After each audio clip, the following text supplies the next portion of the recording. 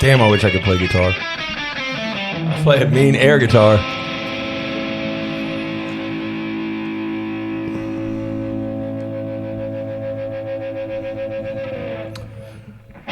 What's up, Jackson? Welcome back to another episode of 904 Unfiltered. I'm your host, Chip Davis. We got Big Show Bob Moore sitting right next to me. We got a little something different going on tonight. And before we dive in now, we got to thank our producer over here, Megan Robinson. And we want to thank you guys for patiently waiting for us to slowly get this thing dialed in. But none of us are professionals. You know, we don't do this for a living. This is something fun. But I really think these guys are going to dig the show tonight. Yeah. You know, we've had a lot of people from the very inception wanting some tips and techniques. Wasn't a direction we originally planned to go, but I think, you know, it's something we can expand on. I think there's an audience for it. Yeah. So I think there's definitely an audience for it. And it makes it fun because you and I get to sit together and we got all this amazing lighting now and we got this amazing camera. Let's use it. Well, you know? big thanks to my son, Bobby Morris. He came in Sunday. Big thanks to Bobby Jr. We love you, bro. You got some chicken wings coming. Yeah, we are, I think we're shooting in high def now. Shooting 1080i. We got new lighting. Got some new lighting. Which got the sound. Sound is good. If anybody can tell us how we sound out there, I mean, this is really not as easy as it seems. It seems like, but I think we got in there, messed up that podcast, and did a hard reset. Was the best thing. Yeah, sometimes you just gotta reboot and start from scratch. How you sounding tonight, Meg? Sounding all right. Oh, We've been waiting for that. Think? We've been waiting for that voice for months. That's right. God, it sounds good, doesn't it? Finally, we're back I like up it. to par. Yeah. I love it. Very exciting. But yeah, this is going to be an exciting show. I kind of wish we had a banner for all our lure sponsors that we're going to talk about that could potentially be our sponsors, but maybe they will. But we're going to dive into some topwater fishing tips and techniques. I think that's kind of where most inshore guys either start with that first or, you know, I kind of gravitated to it once I got it, but most people probably start with plastics when you first get inshore. I mean, I think the progression that I've seen and most people I've talked to is you start with live bait, then you move into soft plastics, then you go into hard plastics. But topwater is the addicting one. It's very it's so addicting that you can miss the bite by not switching up. But yeah, it can be a little bit too addicting, but it also can send out a couple paychecks. I've won a lot of money with it, and I've lost a lot of money with it. Well, and you know, it's funny. Eddie Cavler won't throw it, but you know, I don't think it's so much about it's the fish itself. It's the explosion. It's seeing it, man. You know, just poof when they hit it. You know, the fight afterwards and all that. You know, I always tell people it's the hit, even when it's subsurface, top water, crank. It's that initial hit and that setting the hook, and then the fight just becomes the fight. Well, they're really trying to kill it. You know, I mean, really I think you know, we've all caught big trout, big reds. We've caught big jacks, ladyfish, bluefish on topwater. But one of the most interesting things to me is, and I know you've had this happen before too, is that you get a flounder bite on topwater. Yeah, I had one 5.5 pounds. And it's just like that. Crazy. Yeah. You know? Yeah, well, they're up there so shallow water. We were fishing for a redfish, and man, that thing hit a skitterwalk, orange belly skitterwalk, 5.5 pounds. In that, it was in the Rick's one when he used to do the weigh in across the way over the Palm Cove. Mm-hmm. Yeah, we did it over there. So we talked about that with Wade. Remember, there was a little controversy at one of those. Oh yeah, well, but that was a good series. Rick did a good job. Yeah. Rest in peace. Rest in peace. You know, Rick was a good dude. So look at my man opening up his arsenal over here. Look at that. So I'll open up mine. Mine's lit. Bam. Yeah. There we go. Damn, there's some hooks in there. I mean, you know, some look good, some look rusty. Yeah, I think that there's many ways to go about this presentation. To me, we're going to talk about the lure itself. Are we looking at chuggers? Are we looking at prop baits? Are we looking at walkers? And then I think you also need to look at the sound it makes. Mm-hmm. And I think you need to look at the profile, or in other words, the size. I want to start with. Let's do this since we don't have a script. Let's follow the script. So let's do surface walker first. Yep. You want to do the surface walkers first? And I like to bring in a little bit of story. Yep. So everybody's going to talk about the top dog as being one of the first ones. You know, originally I think we were shooting with the Zara Spook. Mm-hmm. Which was a bass lure, but Mirror Lure came out with the top dog, which is a true saltwater built. I mean, the freshwater they'll sell those too, but they built it based on the saltwater colors. And for people who don't know, the key with a surface walker is it walks. So you're going to have a zigzag, and you can hear it's clacking every time you do a zigzag. It's going to clack, clack, clack. So that's calling. So the hard thing about doing a surface walker is you got to get the cadence with your rods. So it's going to be chick, chick, chick, chick. I cannot do it with a spinning rod. You can't do with a spinning rod. It's got to be a bait caster for me. I cannot throw it with a spinning rod. Yeah, for sure. But once it's something about that zigzag action, it just triggers strikes. I mean, bass, stripers, walleye, any kind of game fish is going to go after that. They hate it. Yeah, it's like the easiest one to do. I mean, once you get the cadence down and just snap it at top, And there's 30 or 40 different colors of this plug. It's a 4-inch, so it's like a finger mullet. I don't know. Yeah, my first time I got a hold of the plug, because I think this, I mean, if we had Eric Bachnick who'd tell us, but I think they came out with this lure in 1998. It could be. I remember when it came out, me and Chip Wingo lost some money with it. So. Yeah. Well, the first one I had, my old partner gave it to me. He said, just throw this. So I went pre-fishing, and I forget, right there off Crab Island, where there used to be a sunken island, a little tit right there. Yep. I was coming from Broward Creek to that little pigtail. It was last seen coming, man. It looked pretty. Water was just cruising over springtime. And I fired that top dog up there, dude, and I had about a 15-pound jack. I was hooked. That was it. I was hooked, man. I was like, you got me. And so then I ended up, diving into different colors. But one of the colors that caught me some of my biggest fish I've ever caught and won me a lot of money was this color right here, which is, you would call it the 808, but this one I think is, mine had more of a chartreuse flame. It's probably so old that the flame size have faded. There's one that was it's kind of like a high vis. It's like a neon the belly. One, because mine, this one, and the one that they make that's just a straight orange belly. Yeah. It just was black back. But the one, and I'm telling you, the lure is so old that there was a chartreuse fade through there. But this was one of my favorites. I caught a lot of big trout on it. Chip, can you hold it there in the middle? Yeah, right there. Yeah. I can see it. Yeah, I think I changed those hooks out, put the big round bends in there. I like the round bend hooks. Anyhow, I caught a lot of good fish on this one, and I really was stuck on the only color I would throw would be this color. Yeah. And it's just, Mike Phillips, he was more of a straight natural. He wants mullet color. That's all he threw he threw the Top Dog Junior. Well, my theory has been at this time of year that the redfish are keyed in on fiddler crabs on the flood tides, and so that orange maybe just triggers it. Now, I've never caught big trout on that pattern, but I've caught a lot of reds. You caught some trout on that one? I've caught some trout. Like I said, the one that I have was not the 808. It was a chartreuse flame one, which I don't think it really matters because I believe fish, the only thing that matters on a topwater is the belly color because I don't know, maybe if their eyes come up, they'll see it, but their eyes are focused underwater. So it's the color of the belly, But anyhow, I did catch a couple big fish. I caught that big trout on it. In the afternoon, and when it was 99 freaking degrees, I thought Jim Hammond was going to have a heart attack. It was so hot. It hit this one, but then you start fading into different colors, and it kind of faded out and it got replaced by the spooks and the Skitterwalk was like, that was a super popular one when that one came out. It still is.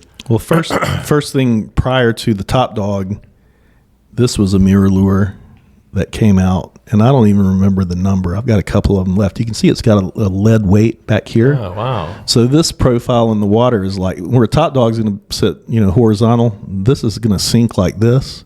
So you really had to work this one faster, and it's more of an aggressive and a tight walk. But it always would drop down. And it's got a higher I don't think I ever threw that pitch rally. This was a really old school, one of the first walkers, that I saw for saltwater. Way back when, before this, we were throwing Zara Spook. Well, look at the difference when they went to that. Look at how much more fluency they gave it to run.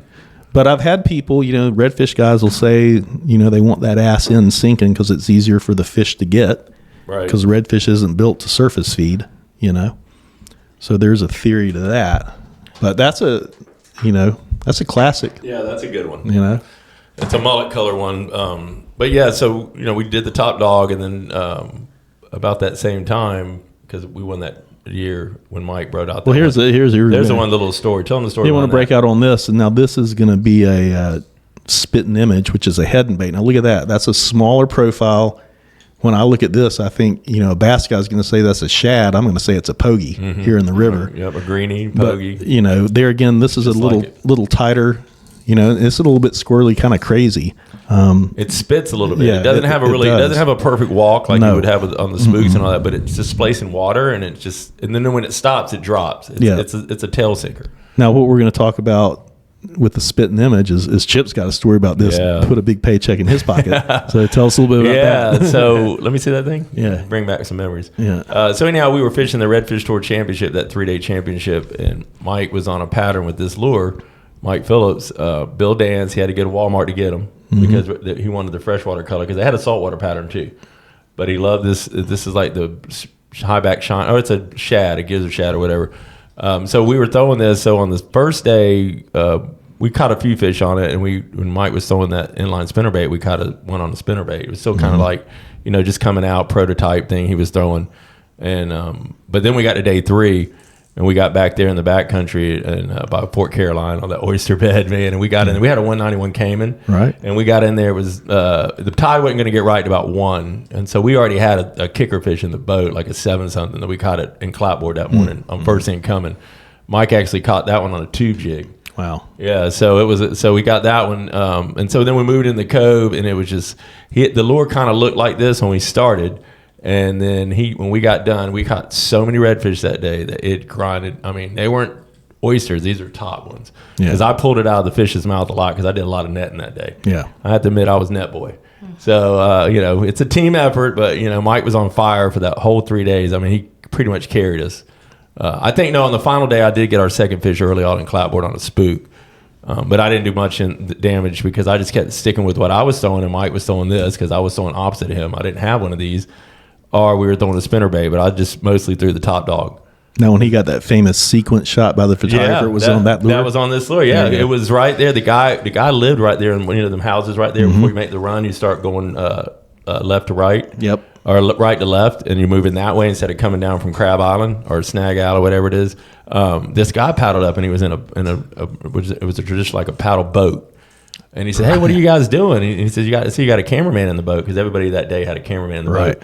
And I said, "Oh, we're fishing this Redfish Championship, and we're doing really good." And about that time, Mike, he's always out there. He's always looking good. He's like, he's on me. And the guy turned around. He had a camera, and he turned around with that camera, and he found Mike, and he did the baddest sequence, man. Yeah. And it shows you see Mike setting it, and then he's got that sequence. I used to have it, and he just dropped the hammer on him, man. It was like we were kicking 6-pounders out of the boat. Yeah. Well, now that we got the camera set up, when Mike comes in, because he will be a guest eventually, we'll twist his arm. I just ran into him. I was right next to him at a red light the other day. We can he'll tell us all about it. Show it. But he still throws it. He still has one. He still throws it. He doesn't get. I mean, that's the problem when you get so many different lures nowadays to stay loyal to just one. Yeah, this is reach in your bag. Yeah, go ahead. Got a little. So this is a Rapala skitter walk. Mm-hmm. Very similar to the Top Dog. I think the Top Dog came out first. Skitter Walk came out second. It did. Here's the difference. Yeah. You're just a little bit higher pitch on this. I've seen. Well, that's the one Phil caught his 8-pounder on. Yeah, a lot of I big caught some big ones on that white one too. That's all I threw was the white one forever. I just threw that white one because I fell in love with the white Top Dog too.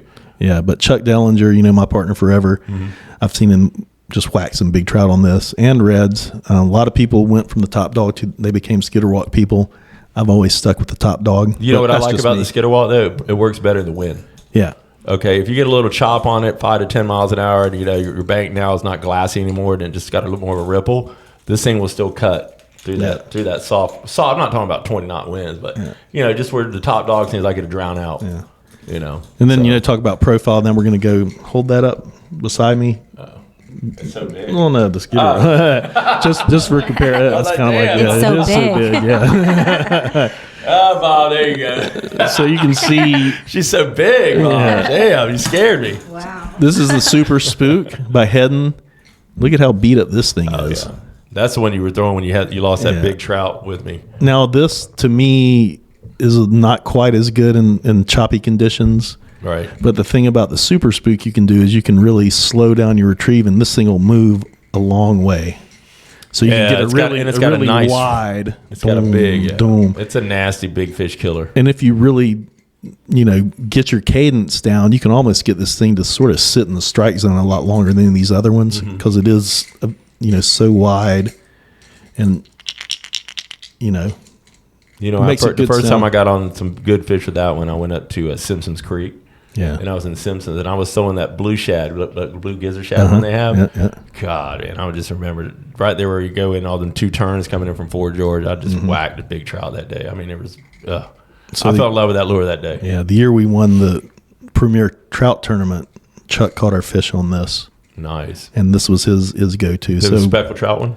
Yeah. And we were a team that he kind of hogged the top water, so he caught all the big trout. Yeah, there's his cousin right there. There's the baby. Yeah, but the baby produces too. The baby is probably my favorite. Yeah, one of my go-to. That's that bone. That bone one right there is money. Yeah, I mean everybody knows about the bone spook. Yeah. So when we went out on the road back on tour the last couple of years, Jamie and I, for some reason, when I'm over on the West Coast on the shallow flats, I like the profile of this bait better.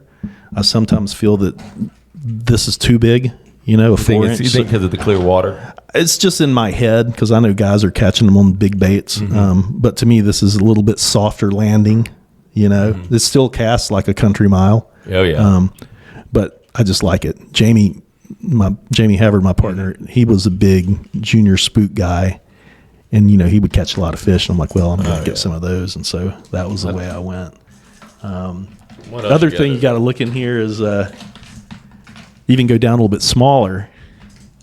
One of the first lures I caught a big redfish on top was this Bagley jumping mullet. That's an old school one. And this is a balsa plug. Listen.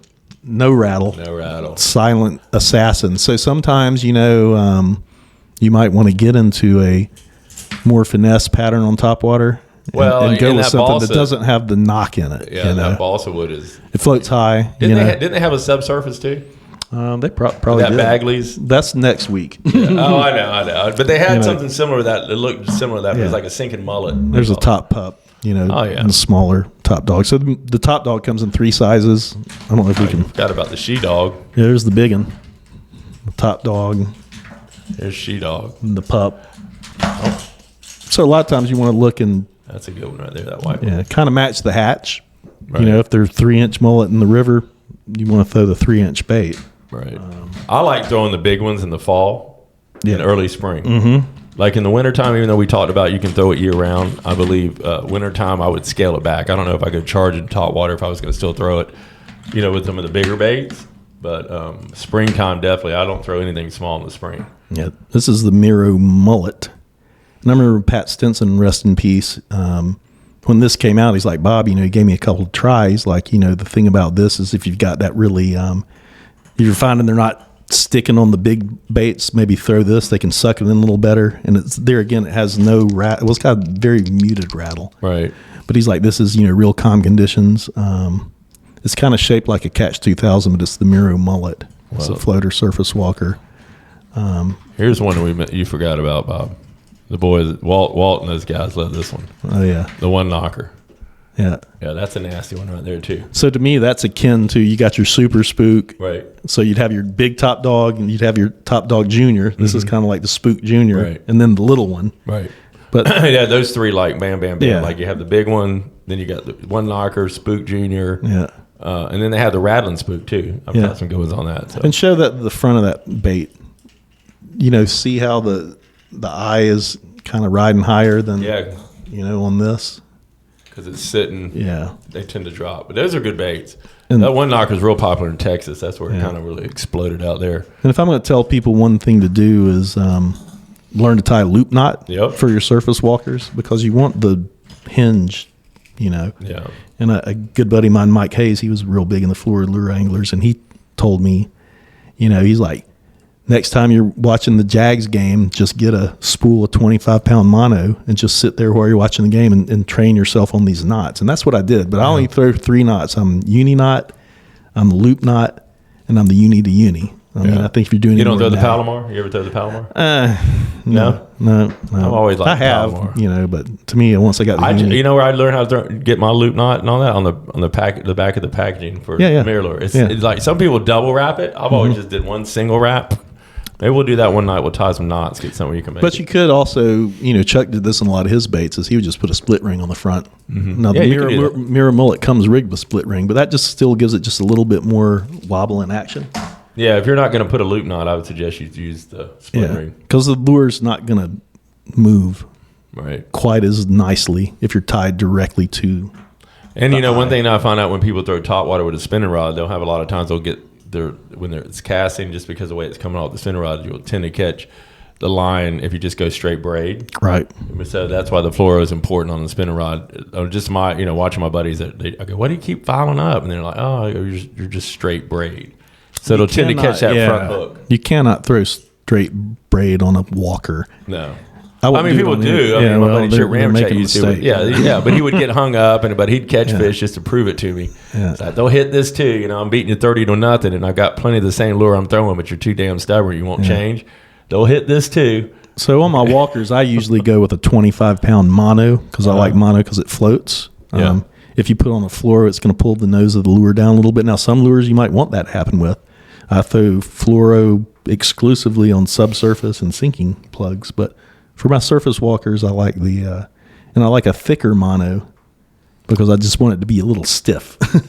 And since we're talking about fishing line, you might as well talk about equipment because we decide 2 different ways on the rod because we talked about it last time. So I tend to throw a 6.6 bait caster, which is completely against everything you read and everything you know. But I fell in love with a smaller rod because it was easier to pinpoint it. And if I was in the back of the boat in the trunk, it was easier for me to cast it. And if you stick a good one, you'll get them. I don't even think and then another thing was when I was on, because I tend to hold my rod down, like I'm touching the water. Mm-hmm. So if I had a shorter rod, I didn't have to worry about it getting, near the water. And I love it. And then I pair it up with this one right here, one of my favorites, the Corrado DC. This is a good one. Show them the Corrado. Yeah, that's a good one. I mean, you get all the, Brian Dufek's the Shimano rep. But I've been throwing Shimano for years. I threw it back when you had the Chrono Arcs and all that. But they really did a good job with this reel right here. Is like, this is bulletproof. I'm not the guy that takes my shit apart and wipes it down all the time. I used to be that guy. Now I just go in there and I'll spray them with a little water, but and then I'll just put them up, wipe them down. But this thing always seems to just come through, man. Yeah. If you're looking for a good bait cast, you don't need a lot. That's the one you want to get. Yeah, that's not going to break the bank. No, it's not going to break the bank. But I have another one here that will break the bank. I bought this one. This is the XG Bantram. This is a good one. But I like this one. I just love all the Shimano reels. I don't own a spinning rod, unfortunately. So that's why I told you, Bob, I had to borrow one of yours. So I kind of go opposite of Chip. I'm going to want a real noodly rod. 7.2? This is a 7.6. 7.6. That's funny. I used to throw a 7.6. Yeah. Let me see. I got it right here. So that's I threw a 7.6. It was a Shimano V rod 7.6 that I bought from Cedar. But yeah, see, it's a lot of rod, man. But I mean, it's got a lot of ass to it, though. That's what she said. Well, I mean, but to each his own. So what works for me might not work for you. It's like we all have our own preference. But if you haven't ever thrown Topwater with a shorter stick, try it one time. I think. We were all dialed into 7-foot rods when I started. Everything was 7 foot, 7 foot bait. We were throwing. There was nothing to really change. It was all Star rods, medium beef sticks. And then we started dialing in the equipment from the bass guys. Yeah. After we dialed their lures in first, right? Mm-hmm. And then they started making reels that could hold up. But for the longest time, it was like get the 6500s with a big, when they were throwing, even when they were advocating for throwing lures, they're like, Penn had that. Remember, Penn had that bait caster for a while. Mm-hmm. It just wasn't made, but these things are made right. But the equipment nowadays these poor fish don't have a chance. I mean, between the lures looking like realistic as hell. The equipment's not going to fail you. I mean, it's just a matter of finding the fish. Yeah, but they, I like that rod's got a soft tip. I think if a fish grabs it, just gives him a little more give to get it in his mouth. But I saw you catch the biggest redfish you ever caught in Jacksonville on Topwater. Yeah. I think that was. How big was it? It was over 20 pounds. Yeah, it was a big old dog. It was a big mule, but he hit the big spook. Yeah, because that morning he had lost a gigantic trout. I mean, I don't want to tell you how big this trout is. That's so sad. But so he made up for it with that. But I was watching him because I was in the trunk, which that's the back of the boat. You're in the trunk. Yeah, I'm in the trunk. I don't mind being in the trunk if the guy in the front can run their boat right. It's okay. But if you can't run it right, you're getting in the trunk and I'm going in the front. But I don't mind the trunk. Yeah. So I'm back there and I'm watching Bob and he makes this long cast down there towards the range markers out there, and I'm just seeing that big spook. And it was calm. It was afternoon bite, and it was slick calm. Mm-hmm. And it was, it was a fall day. I was a late fall, I think. And all of a sudden, I saw the head of the fish, and he'd come up, boom. Bob's like, whoosh. That's when I saw that 7.3 in action, 7.6 in action. Yeah, and you can't. Him. That was a hell of a fight. Yeah, you can't bottle that excitement. No, and especially it was an afternoon bite, so it was overcast. I'll never forget the day. There's one thing about me, and Eddie will tell you, damn, Chip, I won't ever really forget really good days, and most fishermen won't. But I can't tell you what happened yesterday.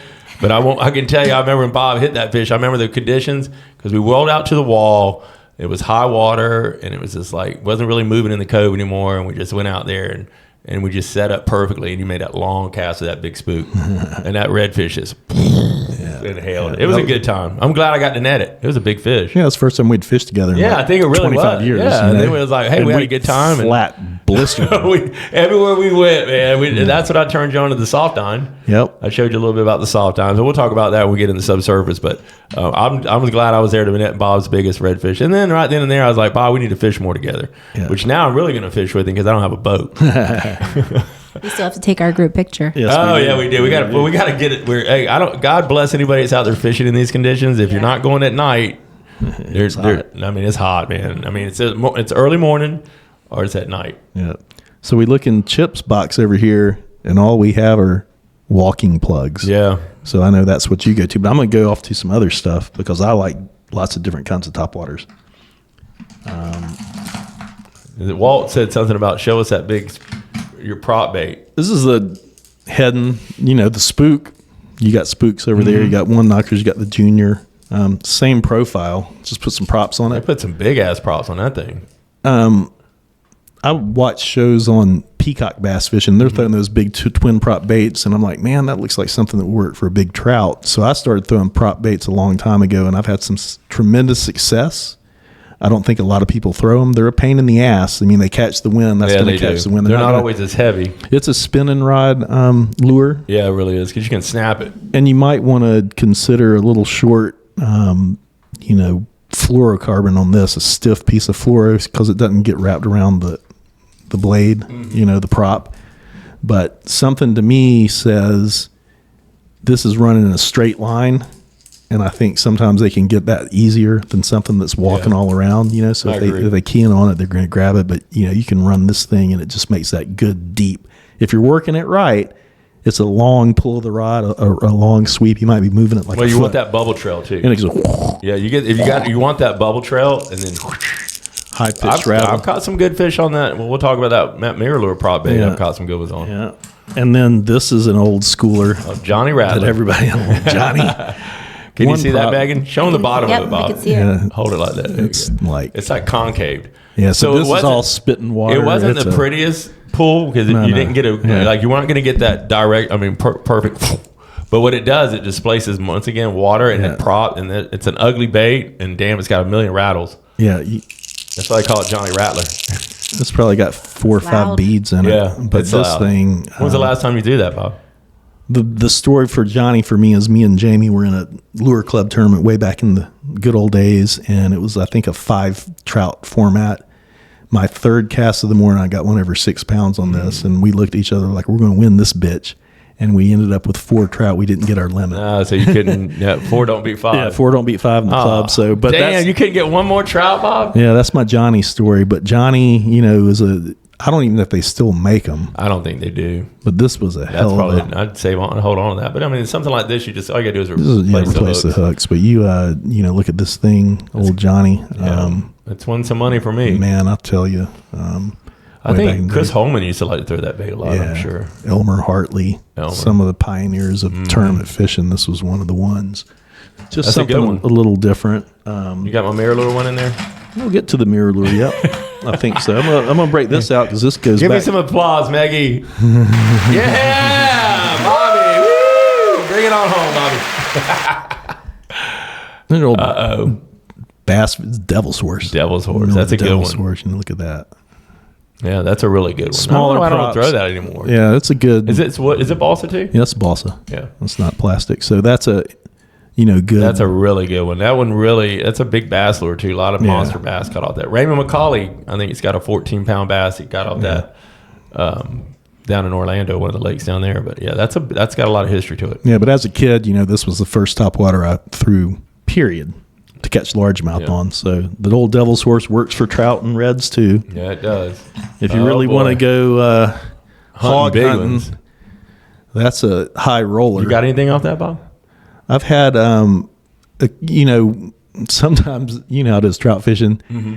You catch a trout and you're like, he had no business hitting something that was half his size. So I've caught some small. I've never got a big dog on it. Right. But if you went out and said tomorrow we're going to go and we've got to catch a 6, 7, 8, 9 pound trout, I would want to go with this big profile. I think that's a 6-inch bait. Yeah. And you got to have the right stick to throw it with. There again, spinning rod, heavy action, Yeah, bigger. Something I'd have to throw like a 7.5 or 7.6. That's a peacock bass lure. Yeah. Look at the size of those hooks. But man, this thing is deadly. It looks good. I had, there used to be another. You remember the videos that what's his name? Roland Martin did for high rollers. For the peacock, and he did catch big bass with it too. Yeah. High roller's still around, right? Yeah. Well, they were really pushing their advertisement when they had him doing it because he was doing some good shoots with it. But they used to make one. Lure Jensen made one. It was, I can't remember what it was, the wood chopper, and it had 2 props, and it was a little bit smaller than this. The wood chopper was one of my favorites, and I don't think I can get them anymore. But, missing my favorite one, man. Oh. Well, do you want to go with this, the 5M mirror lure? That ain't the favorite one, but yeah. That was one of the trendsetters. Yeah, this was around. I threw that one back in the day. Yep. There again, prop bait's not the best unless it's pretty calm.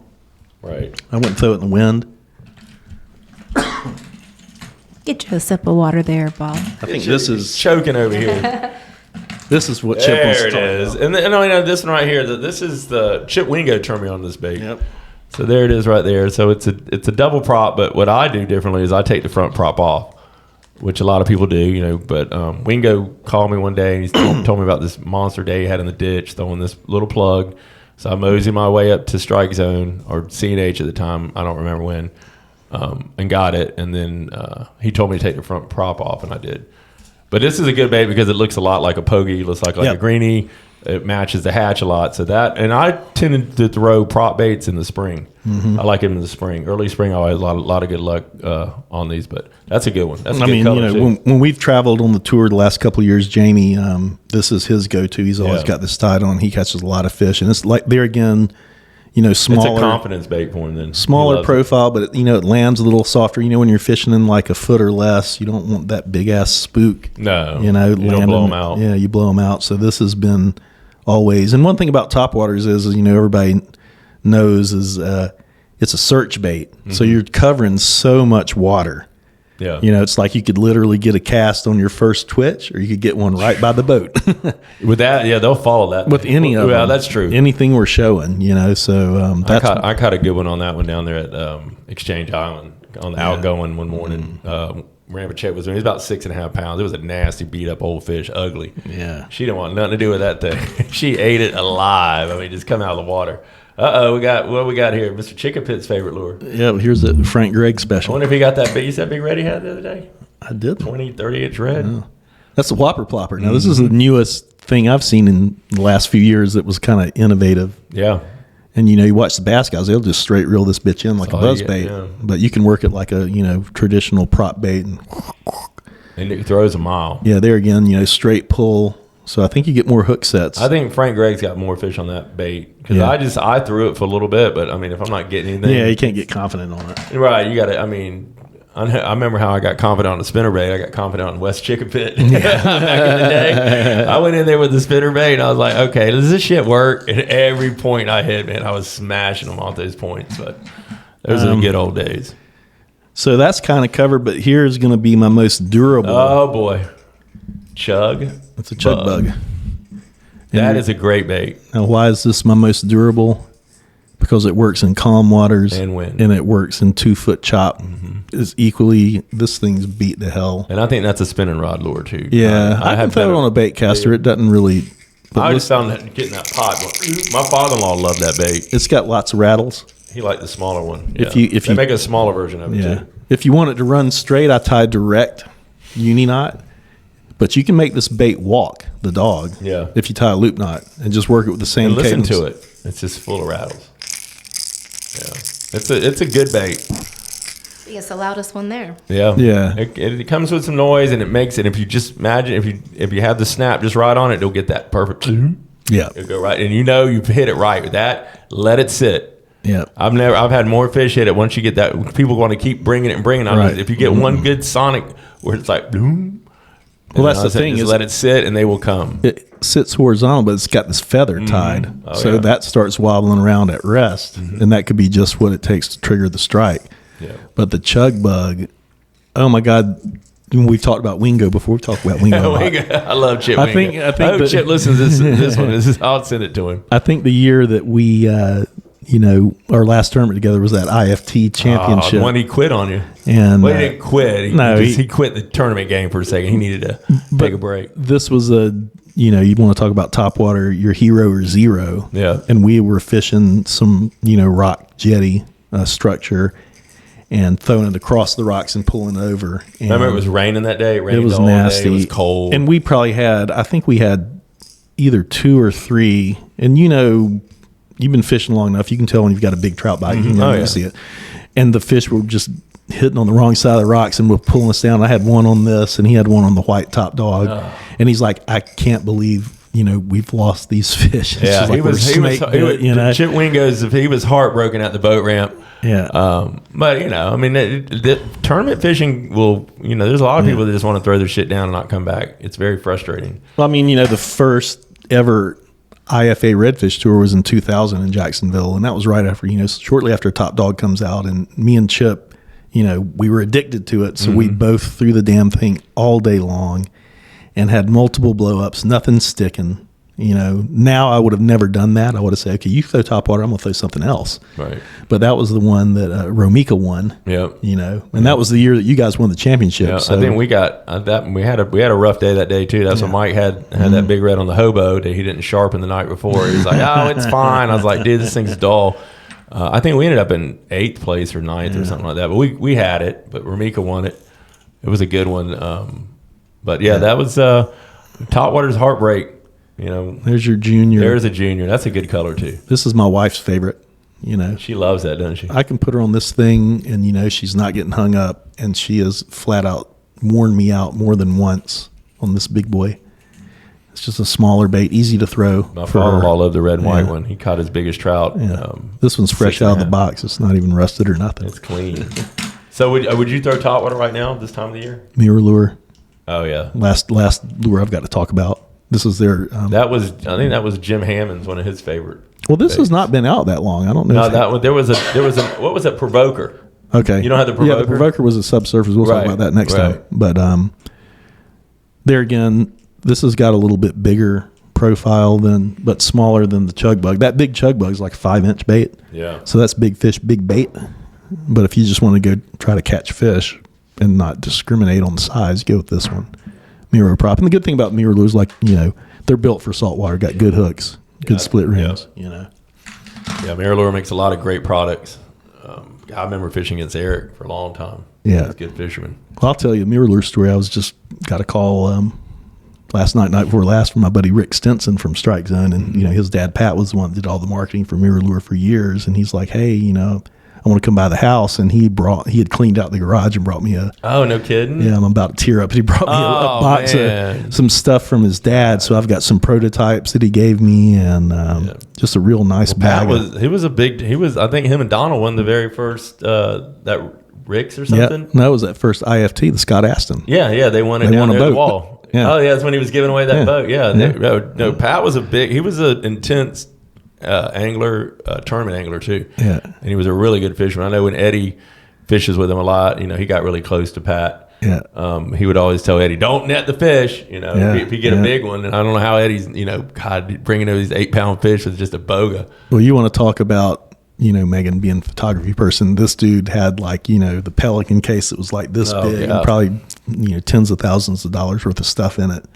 Would you see now? You brought down the water. Well, he did the Mirror Lure catalog. Okay. Yeah, so he would bring all those guys up here to fish because the trout just don't get as big down there. They get big, but he knows our river fish. So those boys would come up in the springtime and shoot, and then he'd do all the pictures for them in the catalogs. And Eddie got on a bunch of them. Yeah, caught some big great. ones. Yeah, probably look good. But it would be neat because he would take you out and be like, okay, we got to get over here. The sun's he knew. Oh, he knew this in the about background, and it means a lot. I mean, I remember when everybody used to just take pictures on the fish on the boat. I was like, don't ever do that again. Learn how to do a selfie pic. I think I told Eddie that one time. I was like, dude, you can't. You got to. So then I learned how to set my camera like that, turn it around, get a timer, and next thing you know, we're seeing the fish versus seeing the fish in the boat. Yeah. Or being next to your foot. Like, let me show you how big it is. Why don't you get a chest mount? Yeah. Well, I mean, and now the guys, it's just beyond. I mean, you don't even have to learn how to fish. You just go to YouTube. Right. And you'll get all the holes. You get everything you need. But that's another thing. But I can't really think, as a beginner coming in, all I would say is, probably start with like a prop bait or the chugger. The chug bug to me is probably, if you've never thrown an topwater lure and you want to just get out there and just have some fun, because really, you don't have to do anything in the between the prop and the chug before you start trying to master the walk. Right. Because you got to learn how not to farm boy them. When they blow up, you don't reel till you feel. That's and that's happened many times. I'll never go. And I haven't thrown topwater in forever, and I went out there and I got this huge blow up, and I farm boyed it. And my brother-in-law was like, "What did you do, man?" Because you weren't, you just haven't had a big topwater hit in so long. It just kind of spooked me, and I just kind of did this little pull away, and the fish was gone. But, and there's another one. If you want to dive in deeper for some of the experienced guys, and everybody will think about this, is okay. So when you have that one miss, what's your strategy? And I think you got to kind of, marry it to the day. But I've seen it where, okay, you get the fish miss and just let it sit and he'll come back and eat it. Sometimes it's just twitch it a couple of times. Mm-hmm. He'll come back and eat it. Sometimes I reel it as fast as I can freaking reel it. Depending on how fired up they are. Yeah, it's just like, how are you going to trigger it? Because, they've seen an easy meal. And now you want me? Now I want to go topwater fishing, Bob. But I don't know the. What's the best time of day this time of year? Morning, early morning, or late. But the problem with the late evening, which wouldn't be right now, is you always get the southeast winds usually in the afternoon, so it messes it up. But like today, it's been blowing southwest all day. But typically, I would go early, be on the water before the sun comes up, fish the first 2 hours, and then get off the water right now, this time of the year. That's old man talking. That is old man. But, I mean, hell yeah. I went out there and fished. I don't want to sweat. But here's best time of the year is coming. Pick the wrong place to live, Chip. Here's the guy talking about, just do it in the morning, who won a tournament years ago at the very middle of the day. Yeah, in the middle of the heat. We didn't give up. Though, did you? No, but it's, I don't know if I could stand out there. Back in the day, I would stand out there when I didn't have any responsibility, no, business, autistic son, whatever. And I could fish like 6 straight days in a row. I'd go sun up to sundown. It didn't matter. Yeah. But my ass can't do that no more. But I guess the point being, I talked to Matt and Nathan from the club, who are always in the top 3, no matter what year it is. And, in the middle of winter this year, they did good in a redfish tournament. He's like, man, we were double headering. Yeah. On top. So there's a conspiracy about that. There's like ice on the deck of the boat that morning kind of thing. So I don't think it matters. I think if a fish is near this, I've been, we fished, Port Charlotte on the IFA maybe 2003 around the mangroves. And I remember throwing topwater, and over there it's gin clear water. It's literally like an aquarium, and seeing them come out from under the mangroves, traveling like 15, 20, 25 feet to look for what is that making that noise, and then just demolish it. Here we don't get to see that, but they are doing that. So we're pulling them off the banks and all that. But it's definitely one of the, if you're tournament fishing and you still need to get a big one, I wouldn't put it away. Yeah. We've always traditionally, one person's going to throw it all day. Mm-hmm. If nothing else, that you're just covering extra water. Now you could go with a crankbait or a spinnerbait or something like that. But it's, Well, cool. What do you think, Bob? Oh, we'll see what the feedback's like. Yeah. If they like it, what will we do next? I want to follow the water column, so next time I'm going to go subsurface, and we'll be talking about. That'd be fun. I like that. That new mirror lure you were throwing when we had the good result last year, which is, the subsurface to me is anything a foot or shallower. Yeah, I agree. Mirror lure 7Ms, the provokers. There's long what's that other? There's a couple new ones out there too. Subwalks. There's a lot of cool things where, I think certain times, maybe they're not going to go all the way to the surface, but if you're a foot or, less than 2 feet under the water. Yeah. So, and then like we said, we haven't given up, we're trying to get our main guy in here, but we're trying to get ourselves right. We want to get Nathan Stewart in here bad. I'll ring him up this week. We're supposed to do it on Thursday, but I don't know. Yeah, we've got a list. I mean, we're gonna get back on. Maybe we'll try to get him in next week. I mean, we'll see how this one does. Got to get the fourth mic fixed. Yeah, first. we got to get. I got to figure that one out. That's just another problem. We'll get Bob Jr. But anyhow, but yeah, let's. I want to go ahead and we're gonna shut her down here, and we're gonna take a look at it. It was really fun, Bob. I kind of like the setup too. Yeah. I kind of like you having me right there. Yeah. I think it sounds good. We'll look at it, and it's good. We're gonna upload it and tag some of the people we talked about. I mean, we talked about especially Wingo. Yeah. Oh, we got to get him in here sometime. Yeah. So, all right, guys. Well, I'm Chip Davis, and this is 904 Unfiltered. We're talking a little fishing this time. We're going to be back sooner than later. We're going to take a look at this and upload it to our YouTube channel, and we'll catch you on the next one. All right. Later, guys. Woo. It was